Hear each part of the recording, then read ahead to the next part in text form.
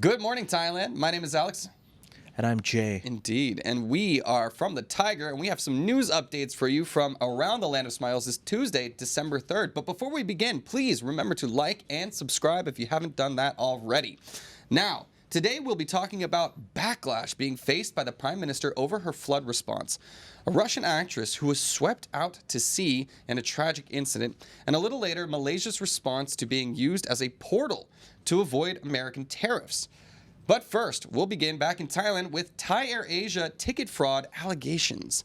So, Thai AirAsia has denied ticket fraud claims, attributing the issue to their app managed by a supplier. Reports emerged via Esor News alleging over 100,000 victims of failed bookings with no refunds. The jerks. Customers reported frustrating interactions with AI chatbots and a lack of response from Thai AirAsia's official channels. The airline stated that its app, AirAsia Move Thailand, encountered technical issues and urged patience as the supplier resolves the problems. Victims shared stories of financial losses, some dating back years, amplifying public outrage. So where does the buck stop on these bad boys? Like, apparently people have been missing out on money refunds for years now. That seems like there should be some sort of reparations involved. But Yeah, I thought people only hated insurance companies, but I guess you can join airlines into that group. I mean, I've never... Has any airline ever been popular? I feel like they're the butt of a lot of jokes. Have you ever gotten a refund from an airplane? Airline, no, rather? I have not. No, Yeah, they me would neither. just issue like maybe a new ticket or something like that. But I have never even been issued a ticket. Yeah. And it wasn't even my fault. oh goodness, see, I guess you can. Are you really going to bother yourself chasing after them for months? Yeah, I mean I guess that's kind of their power play, right? Is to like make the bureaucracy infuriating to deal with, so that you just give up and they keep the money. So, anyways, facing a lot of backlash and now a lot of finger pointing, like it wasn't us, it was our supplier or whatever, and I don't know who's going to actually have responsibility. So, yeah, putting pressure on the story. Yeah. Let us know if you've been affected by any misdeeds from the Thai Airlines. All right. Moving on to our next story, looking at some Thai politics as the Prime Minister faces some backlash. The Prime Minister of Thailand, Paetongtarn Shinawatra, faced criticism over her handling of severe floods affecting 10 southern provinces, displacing over 664,000 households and claiming 22 lives. Critics accuse the government of a slow response as 7 provinces remain in critical condition. The Prime Minister defended her efforts, citing quick deployment of officials and financial aid plans, while heavy rains are forecast to worsen conditions. Her comments linking her southern husband to her concern for the region sparked further backlash, with political figures calling her remarks insensitive and urging her to visit affected areas. Yeah. So basically, stop crying about your husband being from south of Thailand. He's definitely not there anymore. Right. Yeah, exactly. Go fix the problem. Yeah, go visit, right? Like, this is something that we see in American politics all the time. Some sort of disaster strikes, and then the president goes there pretty immediately afterwards to sort of give the sign that, hey, we're in this together. We're trying to help out. We're using the resources to help relieve a lot of the pressure here. Yeah. And, it's just like, it's politics 101. Like, But it's Alex, just visuals. It's flooding, and she'll get wet. Yeah, I know. Put on the rain boots, lady. I don't know. You're being so unreasonable right now. Anyways, I don't know. It's funny because there's plenty. It seems like Paetongtarn is being attacked in from a lot of different directions for a lot of kind of maybe unfair reasons.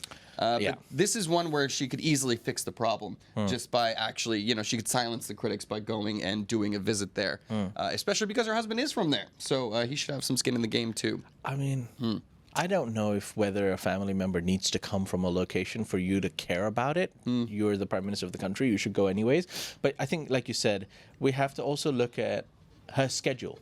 She's the Prime Minister. Maybe they're working on a treaty. Maybe they're working on an important agreement. Maybe she's not even in the country. She's somewhere else. Unfortunately, sometimes you can't just immediately fly to that location. I know it makes for great PR, and I think her PR team probably knows that as well. But if she's not there, she probably has a very good reason. Yeah, Allegedly. Could be. We'll see. But again, when the public is very focused on a certain issue and you are the leader of said public, I think it would behoove you to be more engaged with what the people's concerns are. Yeah. In any case, It's dirty water, Alex. indeed, yeah. Nobody likes a flood, that's for sure. But that's the whole point, I guess, of this whole thing.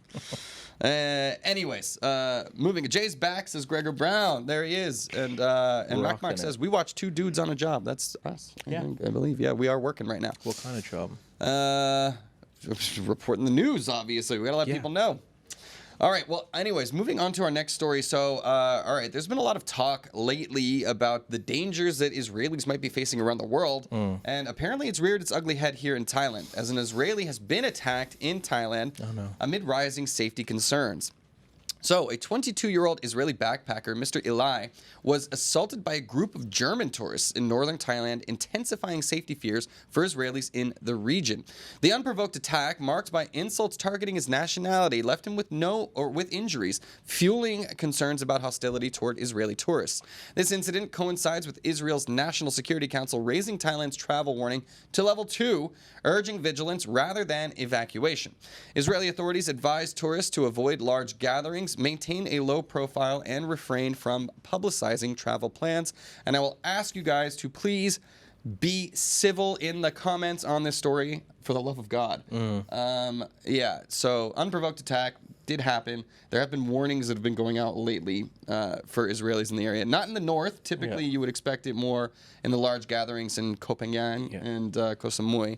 But still an issue. Look, I think I get it from the government and the country's point of view, where they're saying, guys, look, there's a lot of heat around everywhere. Thailand being level 2, I am personally surprised. What surprises me more is that, you know, like, what a random story that, like, German tourists, a couple of them, picked on an unprovoked person in the north.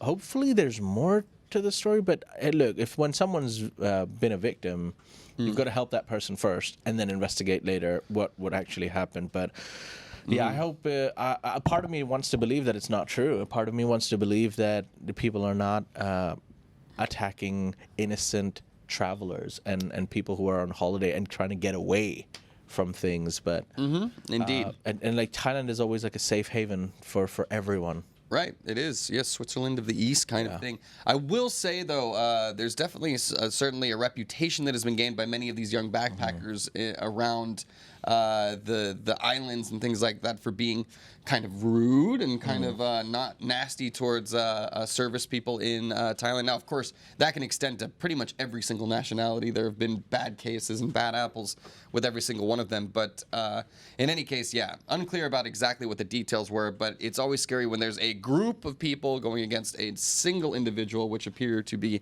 the only facts that we know about this story. So anyways, we'll see if more details emerge, and then we'll keep you guys up to date on what actually happened.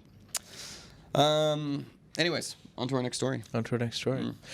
We're going to be talking about a university sports event hit by hidden camera scandals. Watch out, ladies and gentlemen, there are perverts everywhere. A university sports event in Surin was shaken by the discovery of hidden cameras in the athletes' bathrooms, sparking public outrage. A suspect who initially denied the allegations was found with over 30 explicit videos on his phone, shared via a messaging app. Athletes grew suspicious of the man's repeated visits to the bathroom over 3 days.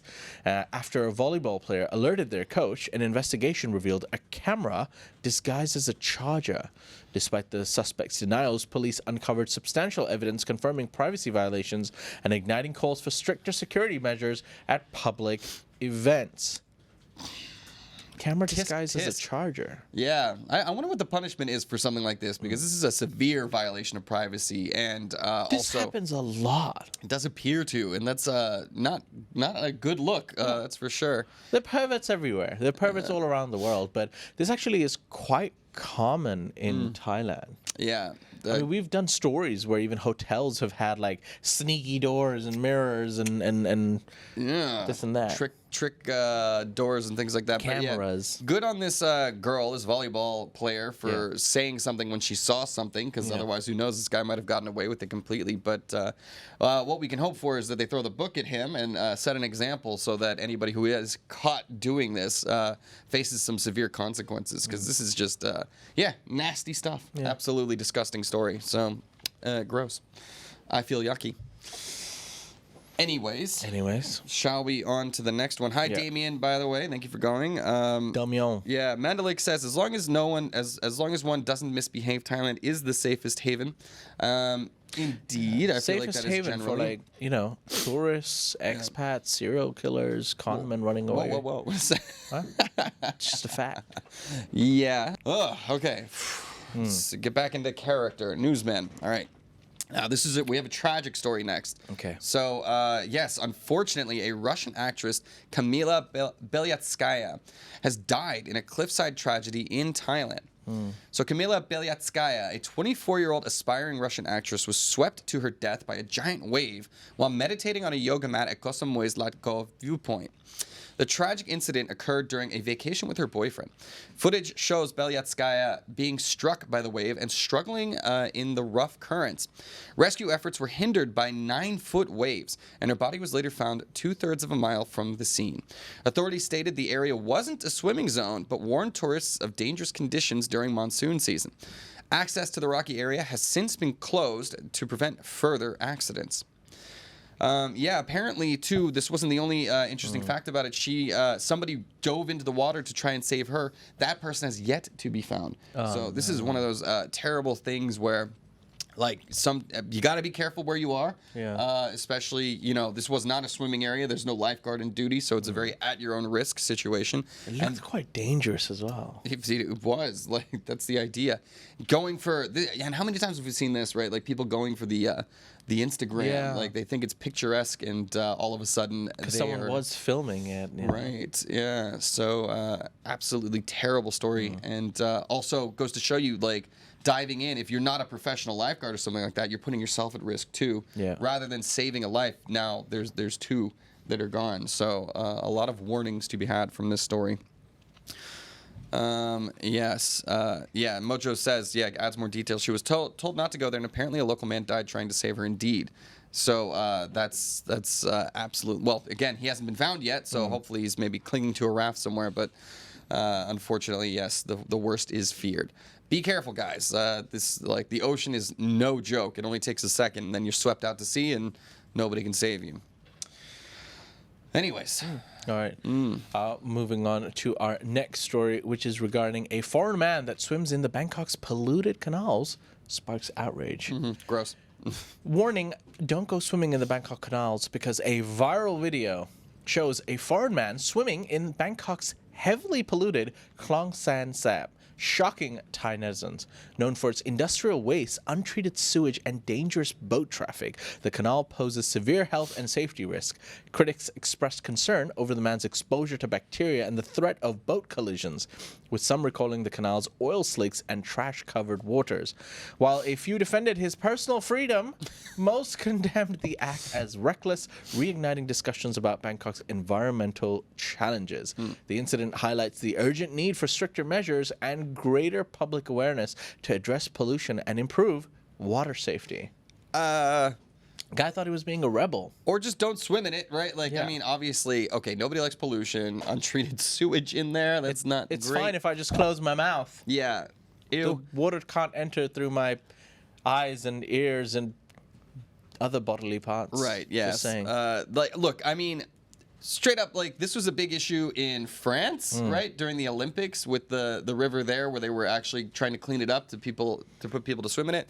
Even they couldn't absolutely clean it up when they put so much effort into it. So, look, I get it. Maybe if it's a publicity stunt to raise awareness, okay, it is not great. The city needs to do more to clean up the pollution in the rivers. At the same time, you know better. Like, I feel like that's just a nasty thing to do. Hopefully he's okay, but also, yucky. Gross. Yucky. Let us know. Would you go swimming in the Klongs of Bangkok? For what Please purpose? let me know. Just get a hotel with a pool, man. Yeah. Yeah, indeed. There's nicer I wouldn't even go places to swim. swimming in the Chao Phraya. No, definitely not. Not any of the natural waterways here. Probably a bad idea. All right. Sorry, quick answer to... I had a good question from Alfa Romeo. Where's the question? I don't know. Alfa Romeo. I haven't seen him in here all morning. No. I just saw a message.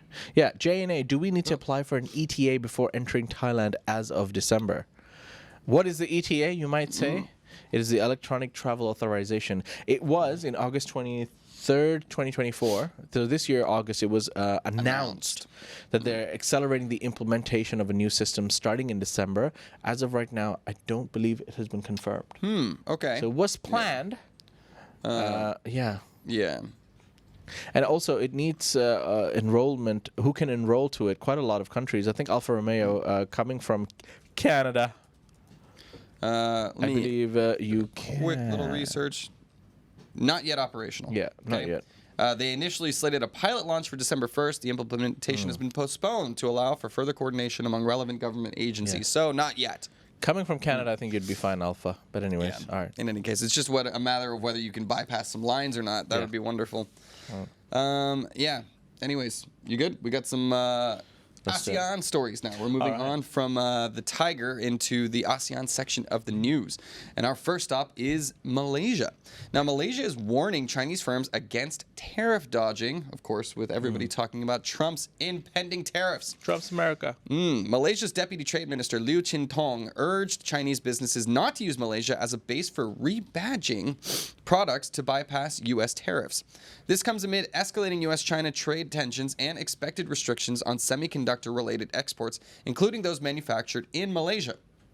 As a significant player in the semiconductor sector, Malaysia accounts for 13% of global testing and packaging and is attracting Chinese firms diversifying their assembly operations.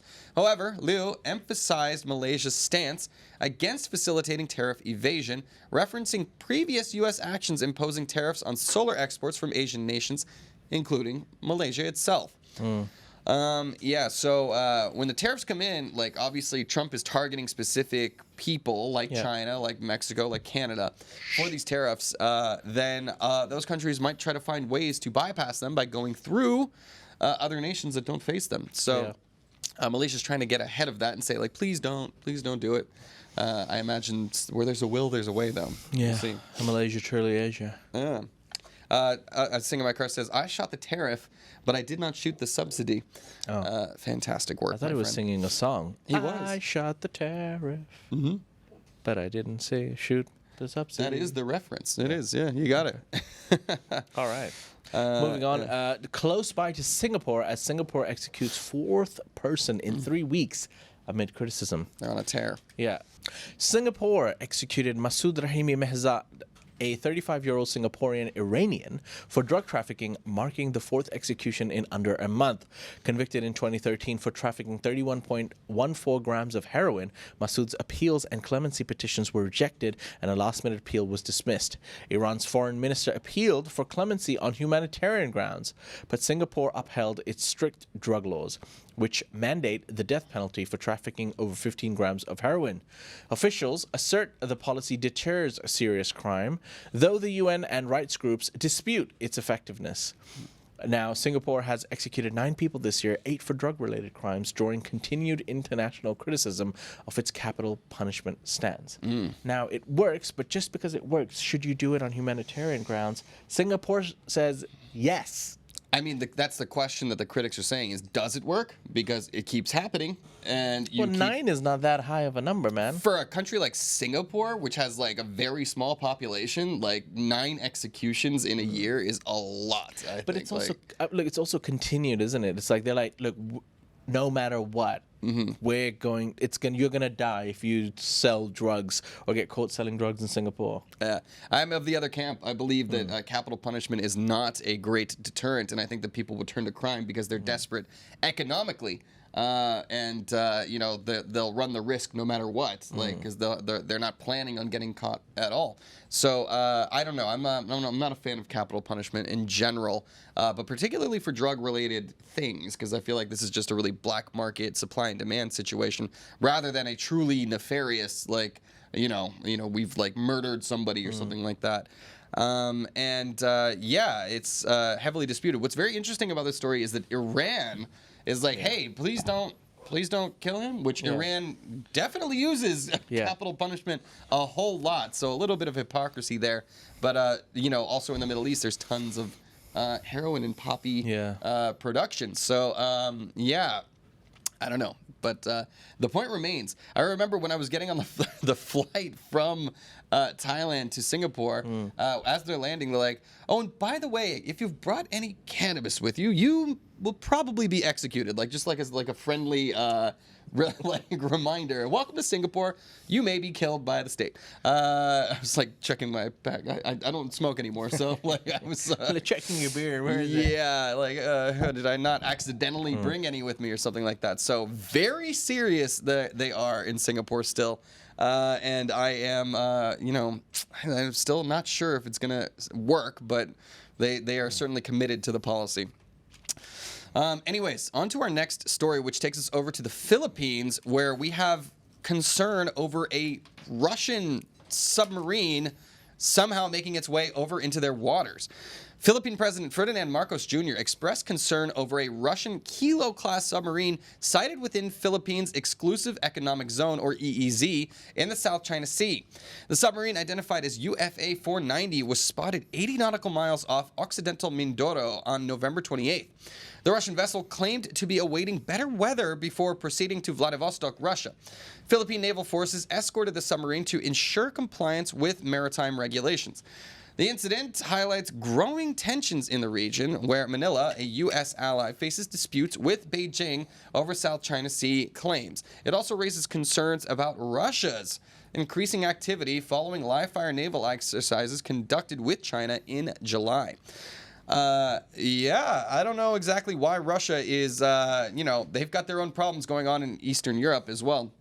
Why are they sending submarines over into Philippines territory? That's a little concerning. So Philippines accepted their response of like, oh, we're just waiting for better weather. Yeah. And they're like, okay, well, we're going to escort you out now. So it's like finding an intruder in your house, and he's like, I'm just, it's raining outside, so I'm just here waiting. And it's like, please get out. Only that intruder has like armed to the teeth with weapons and things like that. So I can understand Philippines' concern, particularly as a sort of proxy for the U.S. Weird story. And who knows exactly how many other submarines have been making it into that territory as well. Anyways, I got a fun one for us to end on. You ready for it? Here we go. Our last story today talks about a bear rampage through Japanese supermarkets. Injuring workers. Is that a fun one? I don't know. Nobody's... No tragedy. Yeah. Talking about the bear necessities, a bear caused chaos in a supermarket in Akita City in Japan, attacking a 47-year-old worker and ransacking the meat section. The bear, about 1 meter long, remained in the store for 2 days before being captured. Authorities used a drone and eventually trapped it with honey and apples in the storage area. The bear, later euthanized, highlights a growing issue of bear encounters in Japan, particularly in northern regions. Experts suggest climate change is disrupting food sources, driving bears into urban areas. Bear-related incidents have risen significantly, with this year seeing higher than average attacks in Akita and a nationwide record for injuries and damage. Alex, when you see a bear, yes, you may run, but don't think that you're going to climb trees and be safe. Bears are excellent tree climbers.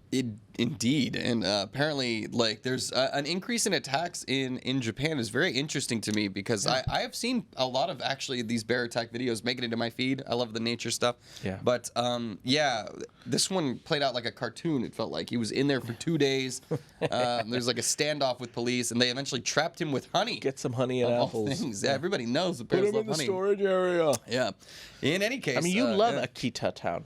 I've never been, but I would love to go. I feel a little. I'd be on the lookout for bears while I'm there, but I don't know. It sure beats the monkey army that we have here in Lopburi, so I think we'll be there. Jason would like this comment from Aussie Stu. He says, "Typical Jay, the bearer of bad news." Got it. Yeah. Bada bing, bada boom. Love that one. Thank you, Aussie Stu. But yeah. Anyways, the worker's fine. He was just attacked a slight mauling, not too bad. The bear was after the actual meat, which leads you to wonder, like, if their natural food supplies are being messed with, should we just like leave some meat out there for them? Let them get to it.